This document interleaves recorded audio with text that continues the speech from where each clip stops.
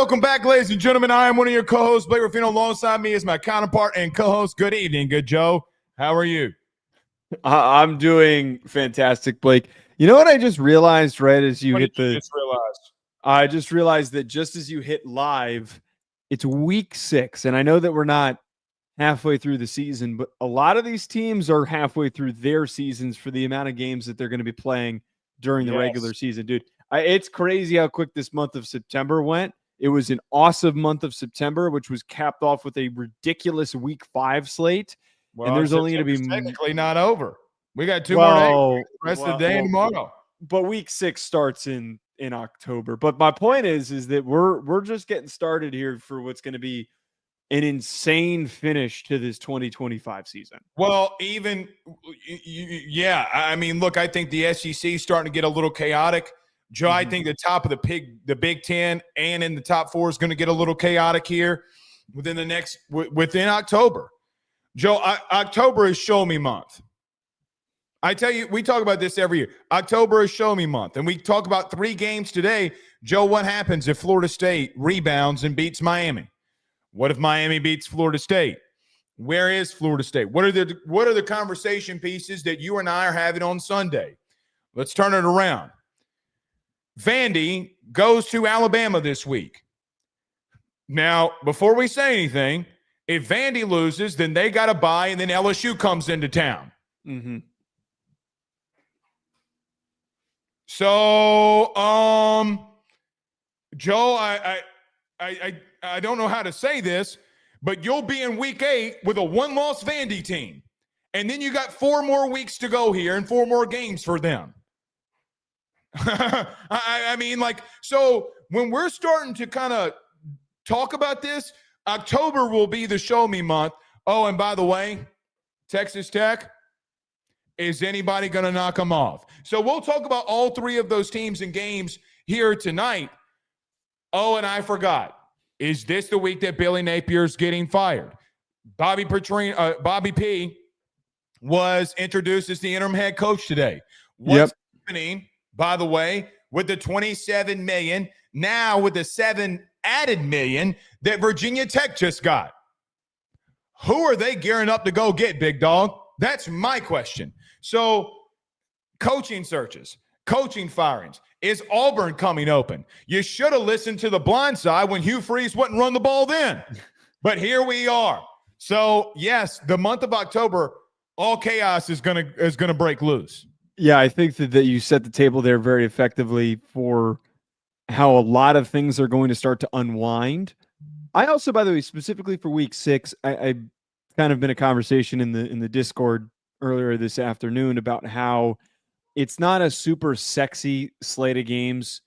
There's not a lot of premier matchups, but I partially reject that. I think that there's a lot of intriguing battles that are going to affect how we perceive certain teams. Houston's got a pretty good record right now going up against Texas Tech. I mean, it's Vandy versus Bama. I mean, do we need to change our mindset of what Vanderbilt football is? Well, yeah, and that's going to be a talking point. But outside of the 2 big ranked-on-ranked matchups of Vandy, Alabama, and Miami versus Florida State, there's not a lot that we can pull from. But there's a lot of teams out there right now that are 1-loss teams that have done some solid things. And now we're really starting to really dig into conference schedules, which is when every single week we're going to be talking about premier matchups. Without a doubt. And we got some here today that we will discuss. Everyone do us a favor, though, before we get rolling, hit the like and share to all those groups. If you're on Facebook and to all those social media pages, you're watching us, listening to us on YouTube, like, subscribe, notification bell, and wherever you listen to podcasts, rate, review, and subscribe. Every Ruffino and Joe show is brought to you by our good friends over at FanDuel. You got the discretionary income. Go over to FanDuel and play some bets. I will get the $20 leg parlay with the $1 this week posted. Sorry, things have just been chaotic. But where I do that with our good friends over at FanDuel. Listen, if you don't know what you're doing, don't go over there. FanDuel is fantastic with that. If you got questions, thoughts, concerns, go over to FanDuel.com today /RG for more of those details. Joe, let's get moving here. The Sunshine State is hosting a massive game this week as Florida State, coming off the loss against Virginia, is going to play the University of Miami in the great city of Tallahassee.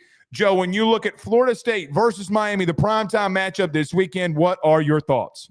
Yeah, so specifically for this game, by the way, the spread for it, I had it pulled up, but I completely lost it. I know that Miami is going to be favored right now on I bet wasn't it 4.5? Yes, it's -4.5, which I'm kind of surprised that this spread is not larger. Blake, I think that one piece needs to be discussed here. I don't think that anyone should overlook Florida State. I was reading what Mike Norvell was saying during his media availability to start the week. And one of the things that he was talking about is he felt that his team emotionally was really locked into facing off with Miami, that they overlooked Virginia. And I think that shows up with the way that they played. They were missing assignments. They were making mistakes. They allowed 211 yards rushing to UVA, but they still had some really big plays with the 3 interceptions and the 2 sacks that they had in that performance. Blake, I'm saying this to say that I don't believe that this game is going to be just some run-past blowout for Miami. I think that we need to remind ourselves that Florida State has one of the most productive offenses in the country. They shocked Alabama the way that they did. However, Miami, man, I have ridden Miami and I have backed them, and I really think that this Miami squad is going to add to their already incredibly stellar resume because they do all of the things right that need to happen to produce a win against Florida State. And the most important, going up against Tommy Castellanos, one of the most elusive quarterbacks in college football. You have a defense that swarms and rallies to the football, led by Corey Heatherman. And he keeps talking about it every single week. They wrap up and they all meet at the football on every single play. They should be able to slow down Castellanos and win this game. I think my biggest question doesn't really come from the Miami side of things because of what we just saw from the Virginia and Florida State game. Joe, Miami coming off of a bye week. Number one, do they look past Florida State? I highly doubt that even remotely happens, just being a rivalry game. Yeah. You wanting to set the tone and win the ACC. Can Florida State tackle a very physical unit in a very physical run game? Will be the question. I thought Virginia, Joe, well, let me back up. I think Florida State defensively made the right reads. You can't be where they were and the tackles be broken where they were and make wrong reads. They physically just couldn't make the play. And Miami is a team that, Joe, I mean, they're 12th in the country in time of possession. They want to lean on you, and they don't really care if you know what they're going to do. So the question is, you went up against a team that physically, I thought, wanted it a little bit more than you did last Friday, and you had a lot of broken tackles. You couldn't tackle in space. I think the good thing this week for Florida State is that Carson Beck doesn't really want to run like Chandler Morris did, so you might be able to contain it a little bit better. But you get to a situation, Miami's biggest strength that we've seen so far this season is they want to lean on you. Now, I don't know if they're going to be able to lean on Florida State, but if you have a tackling performance the way that you did and you still are unable and have some issues of getting off the field on third down, then, Joe, it's going to be a recipe for disaster. I've seen a lot of Florida State people pointing the finger at Gus Malzahn. We talked about this a little bit last night. Joe, they're 6th in the country in third down percentage offensively. It's not your number. By the way, you're number 2 in the country in rushing. Mm-hmm. You ran the football very effectively for whatever that's worth. You had to score 46 points to win, and you couldn't do it. That's way too much to ask. Way too much. So it really comes down for me when I look at this. Does that very physical and very powerful run game from Miami lean on a team last week, Joe, that had a lot of tackles broken against them, against Virginia? Now, you don't want to use the transitive property, and I think this game's actually going to be close. And I think the reason FanDuel has it at 4.5 is because they believe it's going to be close. And, by the way, this is the first time Miami's going on the road. And I want to make sure that we talk about this. Miami has not been out of the city of Miami yet. How do they react to being on the road? So there's a lot of questions that have to be answered here. But, man, for me, the biggest one, does Florida State tackle in space after what we saw last Friday? I do think that's a really good question to bring up, where we've had this early stretch of the year where Miami's had the benefit of hosting all of their starting games and all these Yeah. tough games for Florida, that South Florida, measure. and Yeah. Notre Dame.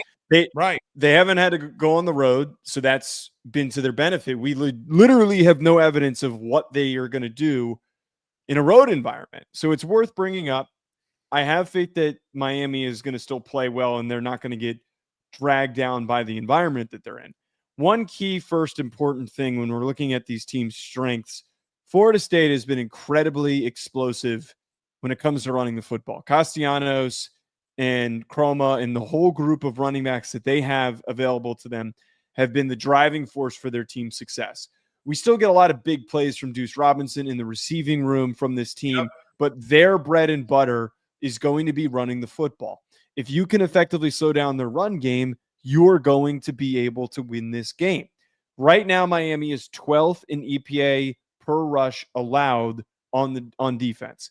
They are one of the best teams at limiting big plays, and we've seen this every single week. We saw it against Florida where they completely bottled up Ball and they were able to hold him down. They bottled up Jeremiah Love and kind of Jadarian Price in some spurts, but he was the only guy that really had some rushing success in that game, and they had to even turn to CJ Carr to produce some yards on the ground. And the explosiveness outside from Price too was what they couldn't contain. Right. The biggest thing, Blake, for this matchup is knowing and having past evidence of Miami's run defense stepping up to the plate. And a lot of Florida State's offense, and what we know Malzahn likes to do, is generated through building momentum through running the football. Mm-hmm. Oh, heavens, yes. And listen, for Miami this week, you got to stay disciplined defensively. You want to talk about – and look, to your credit, when Miami hired Heatherman, you were all over it. You loved it. You still love it. And I'm with you. I'm not saying you shouldn't be. This is a different beast. It's a completely different beast. We've seen Malzahn go up against Saban. We've seen Malzahn go up against Kirby. We've seen Malzahn go up against a lot of people, even DeBoer this year, and confuse the shit out of them. And they did confuse the shit out of them. So what did Virginia do well? In the second half, they made Castellanos sit in that pocket and either scramble to get first downs or they made him throw. And we were asked the question last week, which we didn't get to the game, but we were asked in the chat, if you remember, about, hey, is there any hope that Virginia has to beat Florida State? And we said we don't really think so, and we were wrong, clearly. But we did say that you got to keep Castellanos in the pocket if you have a chance. Joe, Ruben Bain is going to be the biggest X factor. And what Malzahn, don't think he can do this to Ruben Bain, so just before Miami fans scream at me, and I'm wearing Miami green right now, they're going to run at you and make him make decisions. That's what Malzahn's done to everybody. So I do wonder how this Florida State team responds. But when I look at this, Joe, Castellanos is going to have to make massive throws for them to win this game. Massive throws. Because I just don't know if I see against this Miami defense that you can run the way that you've ran and have the success like you've had against everybody else. You're going to have to make these big throws on third down. Let's see if he's able to do that. But, Joe, when I look at this, I say to myself, look, that front seven's been really good. Can you test this secondary at all? Can you hit some of these misdirections? And Malzahn is a literal genius when it comes to showing you one thing and something going the other direction, and you're just not ready for it. He's a great play caller, whether you want to like it or not. But I do worry about this offensive line to some extent. And pass call against Virginia, Joe, Castellanos was running for his life in that second half. So what do you do against Ruben Bain and the boys? I do really think that is a really important discussion point. Florida State's defensive line has not been bad. But I do think that there is a bit of a talent gap between what is being brought to the table for Miami's front, especially Ruben Bain, who's been completely unblockable, and for the bodies that Florida State has that they're going to try and use to slow him down. I would argue with the matchups that Miami has seen so far that they have dominated through, Florida State probably has outside of USF, probably has the worst offensive line that they've seen. I don't think it's better than Florida's. I do not think that it's better than Notre Dame's. And I say that to say that could be a real swinging point in this game, is that Ruben Bain and the whole group end up having a ton of production and getting after Castellanos. You brought up, by the way, and this is the biggest thing that I'm going to keep harping on here and why I have faith in Heatherman. You mentioned how Gus Malzahn, a lot of the ways that he generates success, it is through misdirection. It is through confusion. It is trying to confuse you by showing you one thing and then another occurring. He is going to be one of the most difficult coaches to deal with because he is brilliant at producing big plays on the ground through his creativity. The worst possible matchup for a coach like that is a guy who is fundamentals, who is the king of fundamentals and playing your assignment and everybody rallying to the football and flying downhill. Swarming is so freaking important, and it doesn't get talked about enough for defenses that are struggling. And I think that Miami is the best at doing it in the country. That is where I have enough faith in Miami that they end up winning this game. Can Florida State rattle Carson Beck this week? That's the other side of things, and that's the legit question. Because they forced three turnovers last week on Chandler Morris, and they sacked him 2 times. Well, and they did it to Ty Simpson. What does Ty Simpson look like right now? I mean, I get it's game 1, new OC, new quarterback. They're on the road. I get it. But what is Florida State defensively? Are you Virginia? Are you going to show up like you did against Virginia? And can you get after him against a guy who doesn't want to be mobile? Or are you going to play like you did against Bama and push their shit in? I mean, it's a completely different conversation here. But, Joe, I do wonder if with this 3-3-5 that they're running and a guy that just doesn't want to move in the pocket, how much pressure you can generate on him and how much faith you have in your own DB room that you can hang with these very talented wide receivers at Miami, very physical wide receivers at that. And listen, Tony and the boys, Tony's been exceptional in run blocking. I don't give a shit what anybody tells me. Bro, the physicality he had against Florida in the run game, most freshman wide receivers check out. Ask Ryan Williams how he did in run blocking last year. Then now you look at Tony and you ask the question like, damn, dude, they bust a 20-yard run off because he's blocking his ass off. Can you get after Carson Beck? And if you do, you can force him into some mistakes that we've seen him do in the past. And so far this season, they have 10 sacks and they've got 6 interceptions through 4 games. I think that, which is like they've been productive and they've got a solid unit. And the version that we saw on, or in the Alabama game rather, is the one that they need to get back to. They played on their heels against Virginia. As we mentioned at the very beginning of the segment, Norvell pointed out their poor defensive performance was the result of them overlooking Virginia and getting so bought in to what they needed to do against Miami. They were so focused on that. It's a bit of a cliche excuse, but it's a legitimate one. I think that, Blake, though, if we unpack those 2 performances where their run defense was shit against Virginia and it cost them the game, despite getting after Chandler Morris, which Carson Beck is miles ahead better than Chandler Morris. He's more experienced and he's done a lot bigger things in bigger moments than Chandler Morris. And I'm not trying to disparage him. Carson Beck is just that good and that battle-tested of a player. But in the week 1, when they played as well as they did, Blake, I think that was the result of them going up against an Alabama team that didn't have much of a run game. And I think that they're going up against, very obviously here, a Miami team that builds everything through running people over. I think that as we watched Virginia, there were a couple of plays from my rewatch of that game where guys were meeting running backs in the hole and they were getting ran past or ran through. And I'm telling you right now, Marty Brown and that whole group, Fletcher and Lyle, Lyle might be coming back this week. That is not the group to not wrap up and to not finish. I think that the biggest boost for Miami and what works against Florida State's defense is their ability to establish the run and do it physically. Well, and listen, especially coming off a game where you had a team versus Virginia where all Tony Elliott did was get his running backs the ball in space, right? Like, I mean, they exposed the 3-3-5. Let's call it what it is. Hey, we're going to put our running backs one-on-one and ask you to tackle in space. And they could not do it. and you caught and you had 3 interceptions. So that's the thing. Like, I mean, I get it. You weren't putrid defensively, and Chandler Morris scrambling on you is not going to happen this week, but we'll see. I'm with you. I lean Miami here too. That the only I'm not going to say the only reason. I do think this is going to be close. I do think it's I do too. 4 to 3 point game, and mainly due to the fact when you hear doom doom doom doom doom doom doom doom, and that crowd's going crazy. Look, I want to see how Miami responds on the road, and they very well may, and they probably will, and let's see how they go from there. All right, Joe, Vanderbilt versus Alabama. Why am I already exhausted about the talk from last year, and it's only Monday? But Vanderbilt goes down to Tuscaloosa this week to take on the Crimson Tide. When you look at this game, how do you see it playing out? Alabama on FanDuel, by the way, is a 10.5-point favorite for anyone who wants to bet that on FanDuel.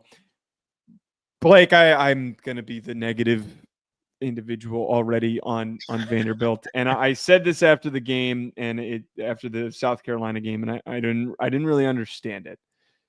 I feel like the perception of Vanderbilt would be completely different if Lenore Sellers did not get injured during that game. I think that we would be talking about Vanderbilt completely differently. And I'm not implying that South Carolina runs away with that game and Vanderbilt doesn't win it, but I feel like that there's been a lot of bubbling excitement for Vanderbilt after that performance because they beat South Carolina so handedly, and that context for some reason has been removed. Like, I've got a couple of stats that I'll end up bringing up throughout this conversation, but my God, I have to obviously back Bama. I think Bama is going to be extremely pissed off. I know that this is a tough matchup for them because they're not defending the run very well right now, but I really think that we see this all the time in the sport, man. We see it all the time where coordinators put all of their energy into a specific game. And I think this entire coaching staff, as much as they just unloaded into Georgia, there is going to be an extra attention to detail for this week. They can't lose at home to Vanderbilt after what happened last season. Nothing that happened last week, none of that really means as much if you lose to Vanderbilt this week. Just like last year when you beat Georgia, it was all completely marred by the fact that you lost to Vandy on the road and everybody was calling you the best team in the country. Like, that's the first and foremost thing. From a mental aspect, I find it very hard to believe that Alabama will not come into this game prepared. I'm not pushing back because I do think that they're going to be very locked in and want to get their revenge. Push back. You're about to push back. However, we've seen situations in college football's history when you come off in a very emotional win on the road, how teams can have a quote-unquote letdown. Is there regardless of what happened the season before?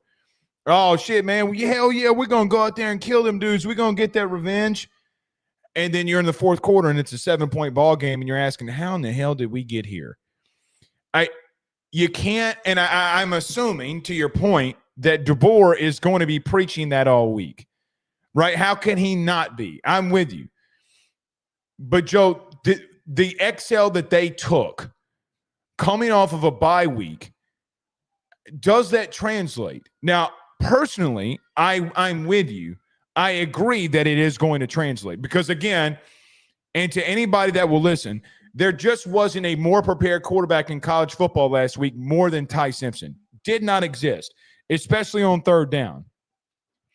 But I'm with you on the Vandy thing. I don't know what to make of them because you went up against the best team that you went up against, I guess, for whatever it's worth, with South Carolina, and Lenore Sellers went down. And I don't know what to make of you.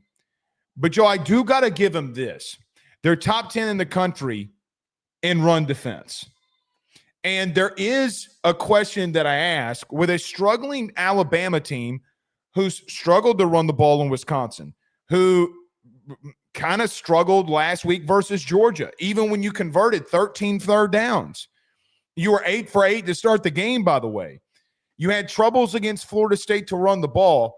My question is, even if it is Vandy, is Vandy's run defense legit? Because, Joe, they were top 25 in the country a year ago. And I think people forget about that. Okay, everybody forgot that, oh, well, here comes Vandy, Diego Pavia. The real truth about Vandy is Clark Lee kind of built some equity on defense. So I'm not saying it's happening to Bama. I'm picking Bama to win. Before I say all this, and Blake's a hater, and Bama fans come out. You're gonna get labeled one. You're gonna. Okay, well, I already am. I said this about LSU, so it's my own team that I said it about. So I'll say it to you too, whether you like it or not. It's not a matter of if you're going to get beat again. It's only a matter of when you get beat again, when you can't run the football. Is Vandy's run defense legit at all? Because they hadn't really played anybody. And when they went up against Sellers, he went out. Joe, are they a top 10 ranked run defense? That's the real question that I have. Can you line up and push them around?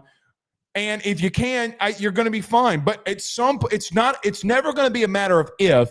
It's only going to be a matter of when. Well, I agree with that. Alabama, now that Jam Miller's back, that they need to start running the ball more consistently, and they need to continue to find ways to build a run game. And we've talked about this before. Kalen DeBoer was successful at finding rushing lanes when he was at Washington. They've gotten away from that a little bit. Not having Jam Miller is a reason for it. Blake, I think that there's two areas on both sides, and I'm not discounting Vanderbilt. I still think that they're a well-coached team. As a Notre Dame fan, I respect the hell out of Clark Lee. I think that he is a great coach. I think that Eli Stowers is a tremendous tight end, and he's going to be a huge weapon in this game. And I respect that Pavia is a really difficult player to tackle. I don't think that he is going to be somebody that's just taken out of this game and he's a non-factor. He's, of course, going to make huge, huge plays. I actually might even go as far as to say I wouldn't be surprised if that 10.5-point spread at Vanderbilt doesn't cover that. But I still firmly believe that Alabama wins this game for a couple of reasons.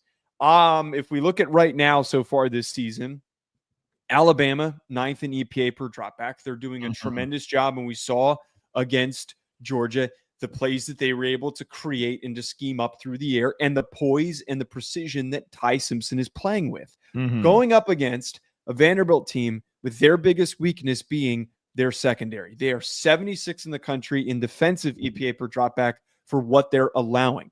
They do a lot of things great. Like you said, they've got a really solid run defense. They're also one of the more consistent, constant point-producing offenses in college football, running the ball and throwing the ball. But I think that if we're looking for the swinging point here, that is where it is for me, is that we've got Vanderbilt not doing a very good job of having a defensive backfield that can stick with the speed and the aggressiveness of this Alabama passing attack. That, to me, I think is a very important discussion point. Hell, nail on the head there from you. Ty Simpson's been the best quarterback so far in the last couple of weeks. I don't think it's good. No. I would still put Dante Moore ahead of him. I'd put Dante Moore ahead of him because Dante Moore didn't have a bad week one game like Ty Simpson. Or Ty Simpson didn't play badly, which we've talked about on the show. We said that we thought he played better than everyone gave him credit for. But Dante Moore has been more consistent. Okay, fair. I'll concede. This Vandy secondary is, Joe, it's bad. And here's the thing. Who had they gone up against to be this bad? They're 76, and this is a recipe for disaster. I'm going to say this. It's a recipe to get blown out. And this is the part where I say, listen, all right, can Vandy stop you? Or is their run defense legit? And if it is, and you can't run the football, okay, does that create any problems? No. When you've gone up against the teams you've gone up against and Lenore Sellers goes out and you've been this bad in pass defense, Joe, they're around the mid-80s too in passing yards allowed. It's a recipe for getting blown out as good as Ty Simpson's been and the level of conviction that he's had in his throws. So this is where I'm like, all right, actually, I would take Bama with the 10.5. I'd wait for it to come down to 9.5 if it was just me, but that's just me. But I think that is where the recipe of disaster is. Again, I thought that I saw the most confident quarterback in the country last week in every throw that he made. Maybe there was a couple where he's like, I might need to fit this in here. and he tried, maybe incomplete, maybe not. The post route to Ryan Williams, look, I don't think that consistently falls incomplete, and I think they're going to continue to take that shot. But it also comes down to a fact where, listen, I know everybody's eyes is going to be on this game, and it should. And their eyes should be on this game. But I do not trust this secondary for Vandy, and I think there's only really one way that they can keep it close and or upset them again. Joe, they're one of the best teams in the country in time of possession. They're 12th in the country in time of possession. They're 18th in the country in run offense. If you can keep them off the field and do to Georgia or do to them what they did to Georgia a week ago, which is a lot to ask, then you can remain in this. You got to keep your secondary off the field on Ty Simpson, or he's going to obliterate you this week. Here on the other side of things, and there, as I said, there is a path for Vanderbilt to still win this game. There is not a complete removal of Vanderbilt from this. Blake, what's been the one thing that's been problematic so far for Alabama, and also in the whole time that Womack's been the one who's been calling this defense? Me, oh, go ahead. Sorry. No, go ahead. What were you going to say? And I'll see if we're on the same page. For me, it's been when like misdirection or not playing fundamentally sound, and you've gotten exposed. And I think that this week is what I was talking about with the time of possession and run game.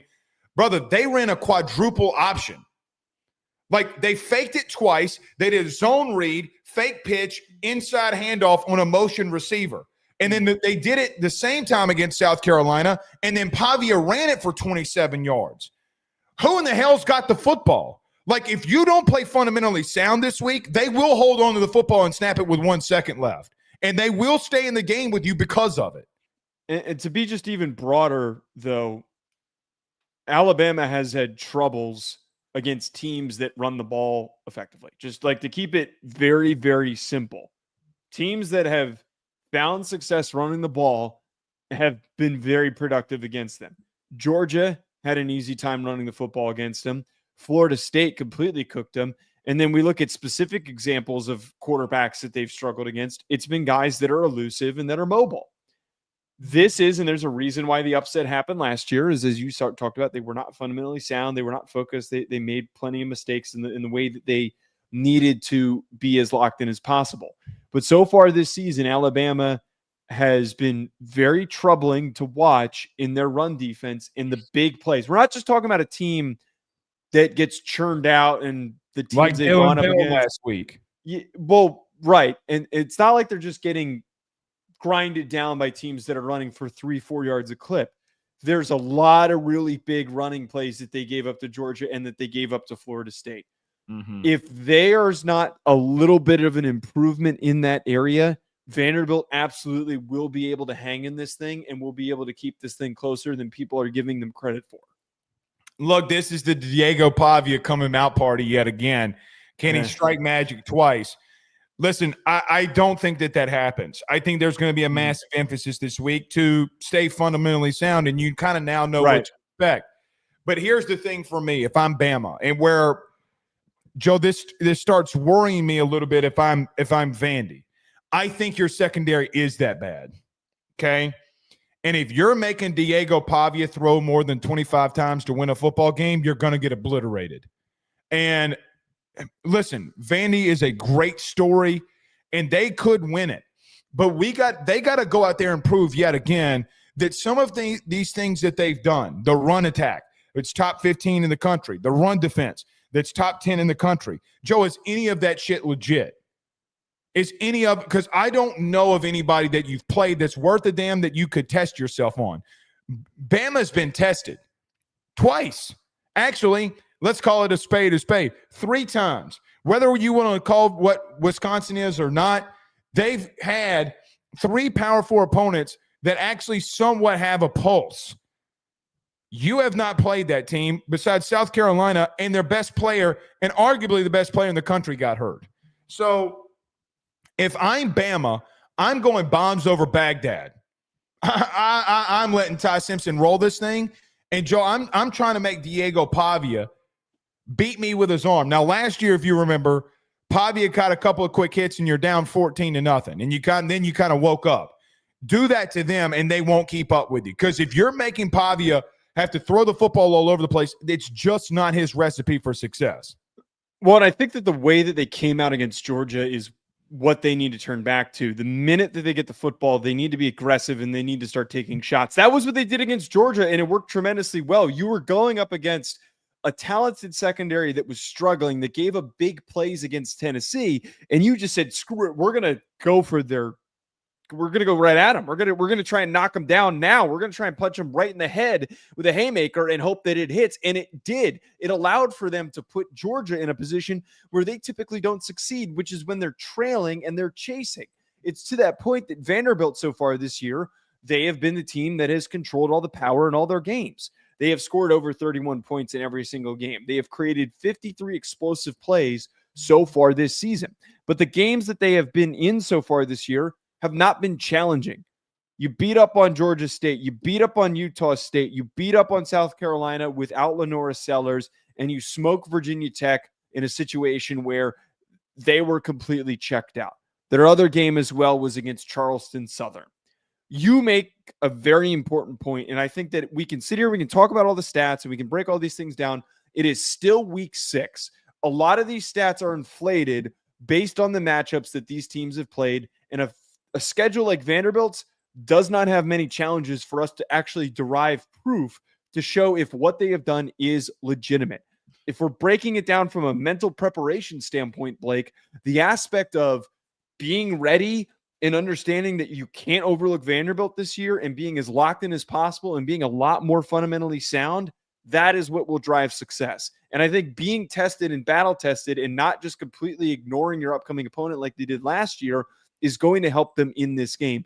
The challenges they've seen already, Blake, I think are worth pointing out. And I think it is good evidence that Alabama is operating on a much better level. Last part with this, they got the shit game out of their system. They got the bad game against Florida State out of their system. And I think that loss in week 1 is the best possible thing for Alabama, is that they've had the sobering moment that they had to stare themselves in the mirror and realize we can't do that again, and we have to be better, and it already looks completely different. Does it worry you that they didn't score in the second half versus Georgia? Because Kirby. We can see it's Kirby. Like, no, it doesn't. Maybe a little. Well, the reason I ask is because when you have a very talented but yet young quarterback, those guys can be very streaky. And my question is, did Kirby expose something that Clark Lee now takes hold of? Because something that Bama fans would remember. Oklahoma in the playoffs a couple of years ago exposed you, and then Clemson ran it all, destroyed your ass because you got exposed in your biggest weakness. Can Vandy remotely come close to touching that? Because they didn't score in the second half, and I get it's Georgia. And that's a big comparison to compare Vandy to Georgia. But I'm just asking, like, does it bother you that they didn't score in the second half? I don't think that Ty Simpson played poorly in the second half. I think great either. He didn't do anything that was worrying. Well, wait. Here's where a way I would reframe it a little bit. I think that part of the problems that come with this team and not having much of a run game, that is where the concern comes from, because they built a lead. They were effectively positioned and couldn't run the ball. They got the ball back to start the half. They had a position to kick a field goal and to put some serious pressure on. They missed the field goal, and then they weren't effective enough at slowing the game down. It's kind of like what happened with Miami a lot last year. That is what would worry me, but I'll flip this on you. Does it not impress you that this defense stepped up and made plays in very important areas when they needed to? The multiple stops that they had on Cash Jones and some of those crucial plays that they made? No, I mean, it's a great counterpoint to that. I just don't know if that happens every week. Because, like, let me give an example. We're having a completely different conversation if Taylor catches that post. You lose. Well, I don't think that they lose. We don't know for certain that Alabama doesn't march down and they lose their own. Okay, fine. I don't know if it's so certain. Okay, fine. You're down 4 with a drive to go to see if you can win it, and you hadn't scored in the half. So my question would be was something exposed? And is it just that Georgia is just that damn good and they figured something out and they were able to hit it? I mean, again, I'm not saying that I'm not trying to make this point and say like it is or isn't. I'm not trying to do that. All I'm trying to do is say, yeah, is it a talking point that you should have when listen, we've seen teams get streaky and then couldn't find a offensive rhythm with a search warrant, And I'm just listen, before Bama fans get pissed, I'm just simply asking a question. I know this is going to come off as me being the Georgia glazer that I am, that we are on this show. I still firmly believe that Georgia is a better team than it was last year from a team that won the SEC championship game last year. And I know that they lost and they've shown a couple deficiencies. They are still a top 3 team in the SEC. That secondary is so young, man. Yeah. I think that we need to really give credit where credit is due. Like, this is the real, just simple way of looking at the Vanderbilt game. Credit going where credit is due, in Alabama having momentum in their favor. And I think that the most important part for Alabama's success this season is that they lost to Vanderbilt last year, and they know that they can't overlook them. And they have them at home, and this is going to be in a very tight and contentious situation. That's it for me. That's like it's kind of rides into all the things that we've talked about in this segment. It all comes down to preparation. I mean, I don't disagree there. I don't disagree at all. All right, let's move on here. If we got some time, we'll get to some comments here as well. Joe, Texas Tech versus Houston. When you look at the Texas Tech Red Raiders coming off a couple of weeks ago, a massive win versus Utah. And you got Houston that's sitting there with a pretty damn good record in what is going to be a really, really tough test in the Big 12 here. Your thoughts on how this game's going to play out?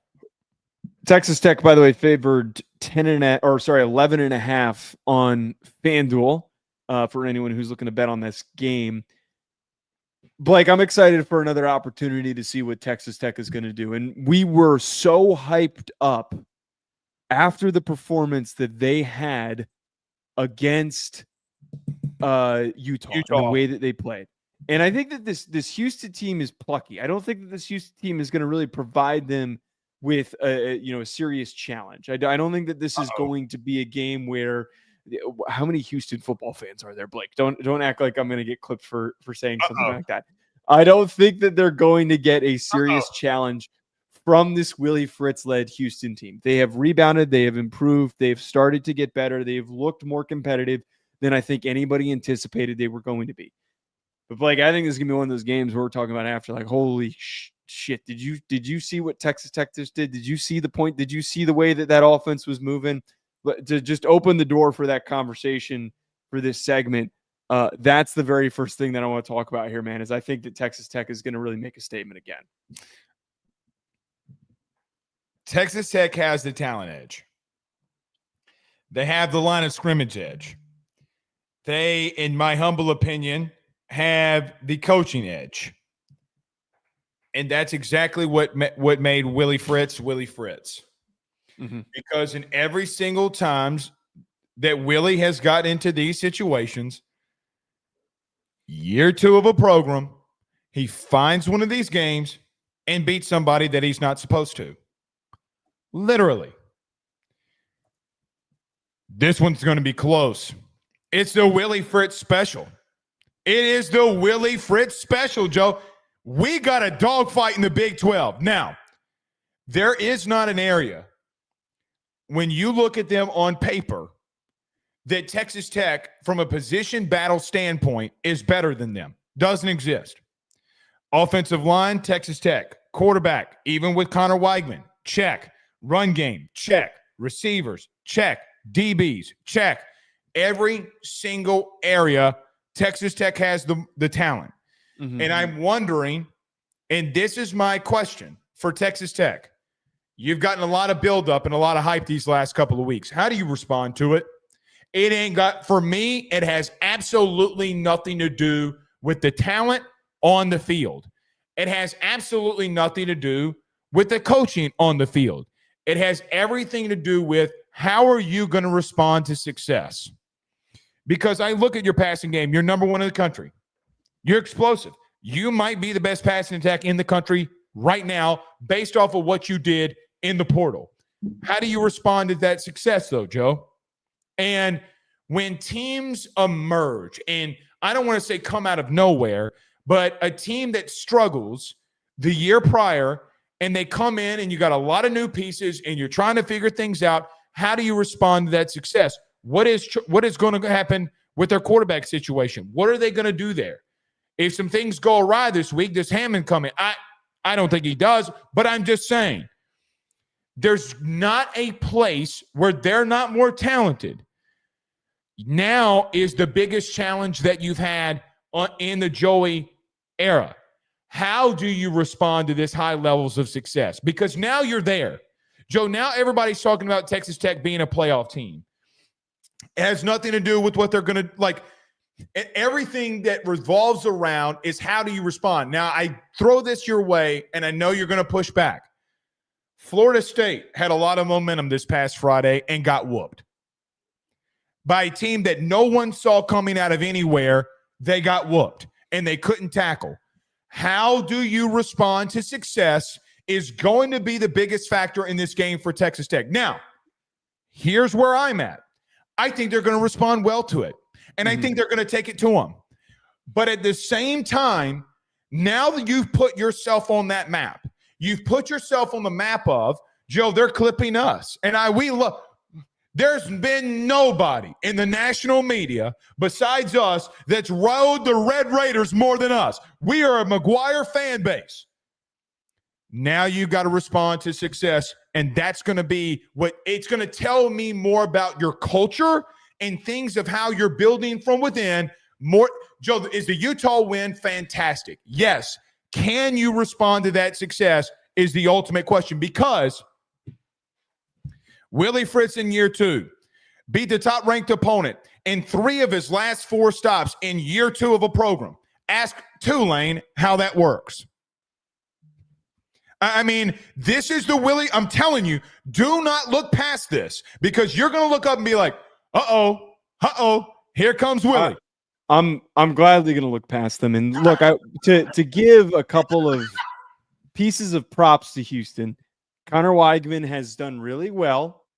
I spent 10 minutes. Yes, you doing couldn't that. sell me. You couldn't sell me on that one bit. No, absolutely not. Okay. I'm not going to get sold. I think Connor Weigman has shown some signs of improvement in a better environment. And again, I've been a Willie Fritz supporter. Houston also, by the way, is the number 1 team in the country in EPA per dropback. They're also number 3 in the country in havoc rate. So there's going to be a bit of a challenge here for trying to slow down that pass rush. But here's the thing. They haven't exactly been challenged. In their last game, you've got a common opponent between these two teams.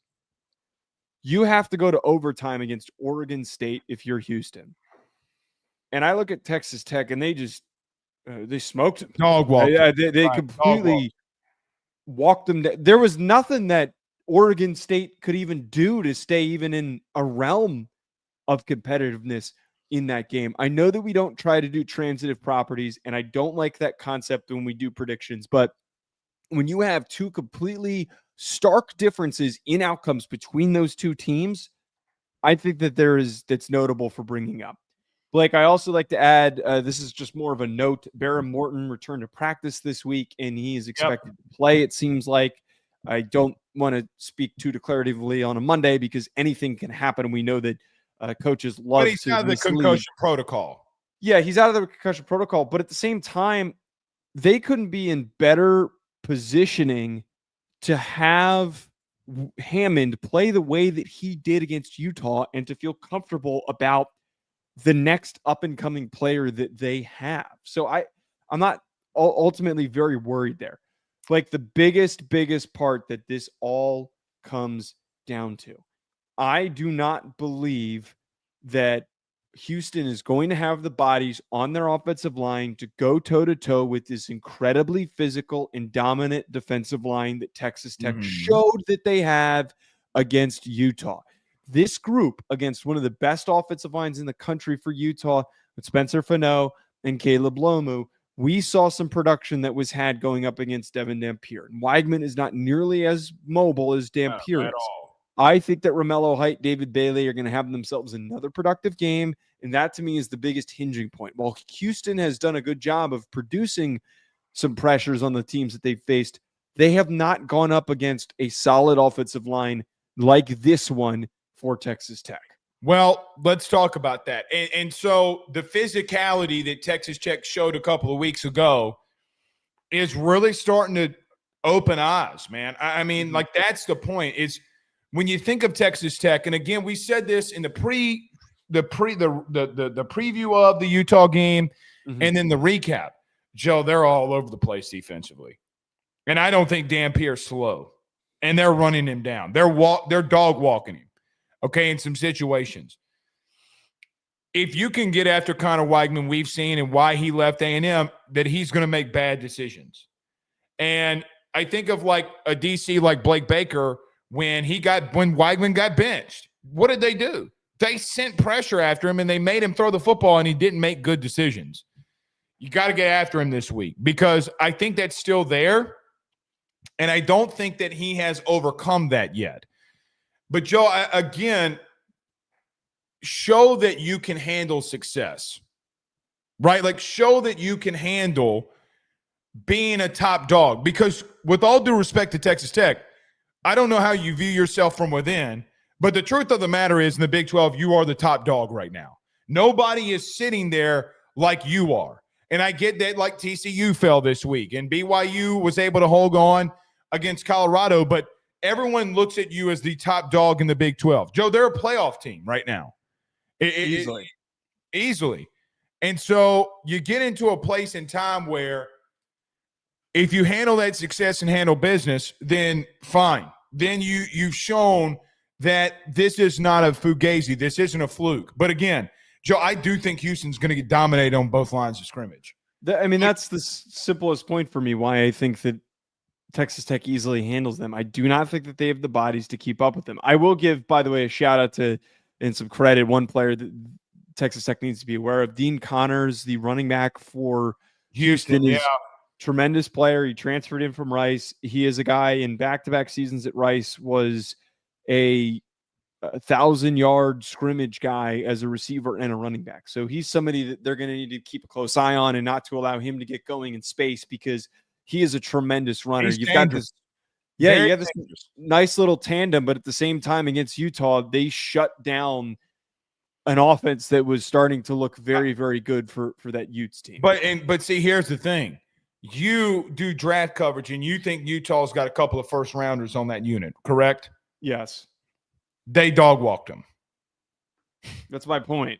Right. And so if that is the unit that shows up yet again, which you did that on the road, then we'll see. But look, man, I think Texas Tech rolls here. I think they're going to handle the success well, and they're going to keep pushing. And I think Terrence Carter is the biggest X factor that no one's really talking about in the country right now. What he does for them from a run game standpoint and a passing game standpoint has been absolutely insane. Yeah, Texas Tech, by the way, their next real challenge after this game, they are going to get Arizona State on October 18th, which is now ranked, and they're also going to get BYU. But the rest of the schedule, and I don't think BYU is as good as they've been piped up to be. The rest of the schedule, dude, is so favorable. It would be really disappointing if they dropped this one. But again, I think they're going to cover that 11.5 point spread on FanDuel, and they're going to be completely fine. But I don't see a slip up point on this. I really don't. Okay. We will see. We have a super chat in here. Marshall says, how many fake punts do we expect Notre Dame to have this week against Boise? Dude, I'm telling you, very seriously about this. Again, you can get mad at me at the fake punt thing. This comment has nothing to do with it. It has nothing to do with it.